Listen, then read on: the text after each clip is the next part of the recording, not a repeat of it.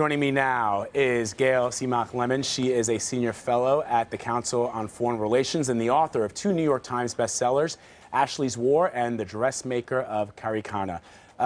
So Gail, let me ask you a question that I want to jump off of what Holly was just talking about, the fact that the U.S. has been reluctant to engage directly with what is happening in Syria.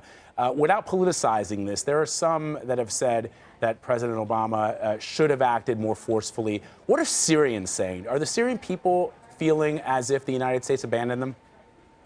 Years ago, I think the Syrian people, particularly the young generation of Syrian activists, feel as if the entire international community abandoned them. A colleague I worked with in southern Turkey when I was reporting there a few months ago said to me, you know, the international community doesn't even exist for us anymore. It's a joke. His brother was just killed in Aleppo in Russian airstrikes last week. So, you know, for these folks who have lived through 5 years of war, who have managed to survive 5 years of war, this is deeply personal. And for the Obama administration, you know, this is an administration that feels like it was elected to end wars in the Middle East, not to start them. And the ghost of Iraq hangs over every decision this administration has made about involvement and, I think in this case, more importantly, non-intervention inside Syria. And I wonder if this isn't getting too much in the weeds, Gail, but isn't there a sense from ISIS that what they are hoping to do, and we haven't talked about ISIS and Palmyra, but I'm talking about the larger issue in Syria and, of course, in Iraq, is to draw the United States into a direct war, boots on the ground, against the Islamic State, which is part of what they want to see happen for various religious reasons?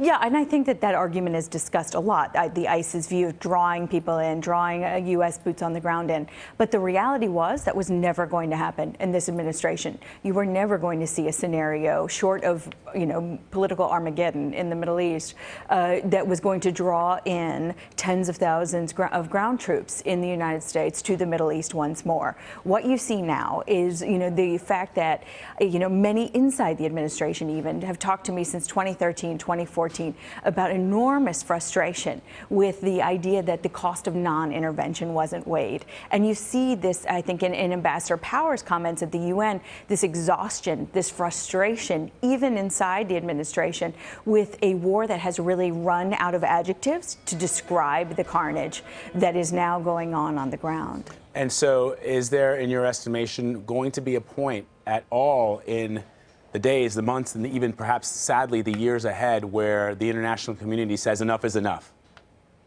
No, I don't see it coming anytime soon. I think what we see now is that you have a casserole of international forces, a hodgepodge of languages being spoken on the front lines of this war: Russian, Urdu, Arabic, Farsi, of, you know, the international players who have come in to fight Syria as a proxy war and to basically, you know, pin down mothers and fathers and kids who are paying the price for this war that we see now going into yet another year fairly soon, that shows no end in sight, because even with the regime taking Aleppo, there are still many parts of the country that they do not control, and there's still the anti-ISIS fight, which we haven't even yet tackled amid all the other horrors, and the campaign for Raqqa, which is going to come fairly soon. And, you know, Gail, I don't know if you've seen this, but people have started to say on social media, this is the first time in modern history that genocide is being documented in real time on Twitter. I mean, we are hearing from people on social media, and then the next day they are gone because they have been killed. It's something that is almost unimaginable in this day and age. But